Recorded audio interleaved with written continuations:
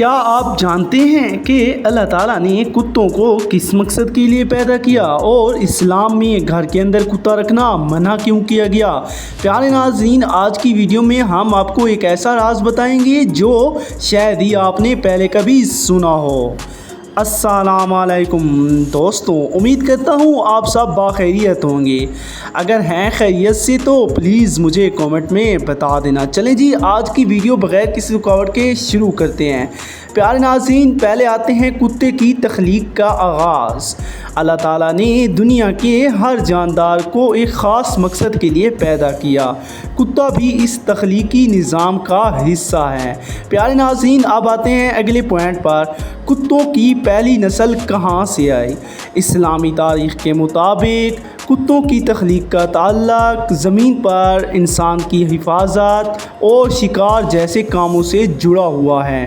پیارے ناظرین، یہ تو آپ نے سن لیا۔ اب آتے ہیں اگلے پوائنٹ پر۔ قرآن و حدیث میں کتے کا ذکر۔ قرآن میں براہ راست کتے کا ذکر اصحاب کہف کی کہانی میں ملتا ہے، جہاں ایک کتا غار کے باہر پہرا دیتا رہا۔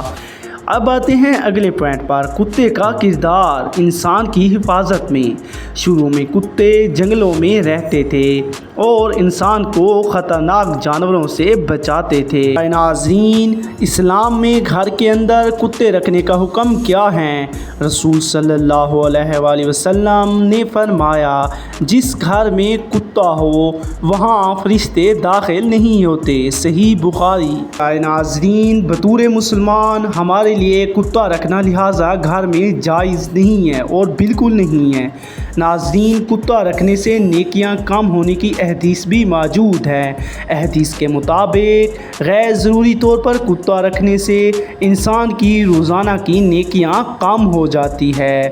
اب آتے ہیں جائز صورتیں۔ جائز صورتیں کیا ہیں؟ پیارے ناظرین، اسلام میں صرف 3 صورتوں میں کتا رکھنا جائز ہے۔ نمبر 1، شکار کے لیے کتا رکھ سکتے ہیں، کھیتوں کی حفاظت کے لیے کتا رکھ سکتے ہیں، مال مویشی کی حفاظت کے لیے کتا رکھ سکتے ہیں۔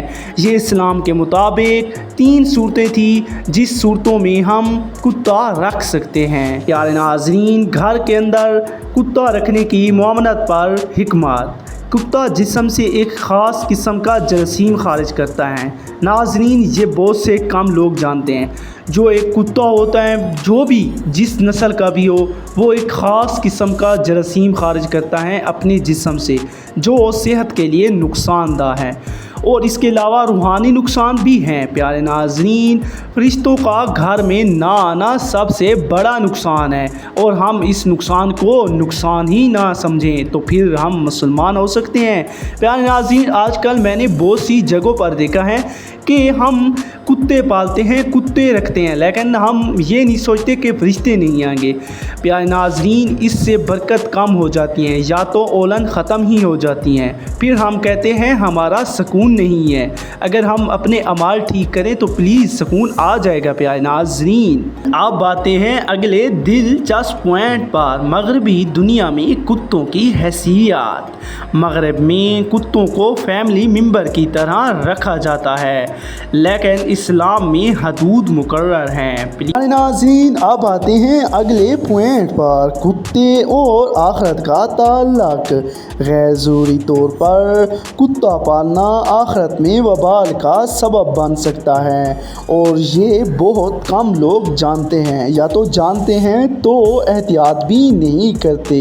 پیارے ناظرین، یہ وبال کا سبب بن جاتا ہے۔ پیارے ناظرین، بعض لوگ سمجھتے ہیں کہ اسلام میں کتے سے نفرت ہے، حالانکہ حقیقت یہ ہے کہ اسلام نے صرف حد مقرر کی ہے، نہ کہ نفرت۔ کتے اللہ کی مخلوق ہیں، لیکن انہیں اس مقصد کے لیے استعمال کرنا چاہیے جو اسلام نے مقرر کیا ہے، ورنہ یہ نقصان کا باعث ہیں۔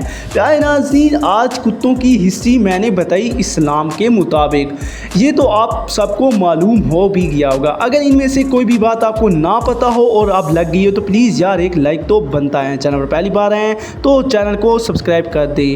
امید کرتا ہوں ہر ویڈیو کی طرح یہ ویڈیو بھی آپ سب کو پسند ہوگی۔ انشاءاللہ اگلی طرف بھی ہم یہی ویڈیوز لاتے رہیں گے۔ رکھیے اپنا اور اپنے پیاروں کا خیال۔ ملتے ہیں اگلی ویڈیو میں، تب تک اللہ حافظ، شکریہ، سلامت رہیں، آباد رہیں۔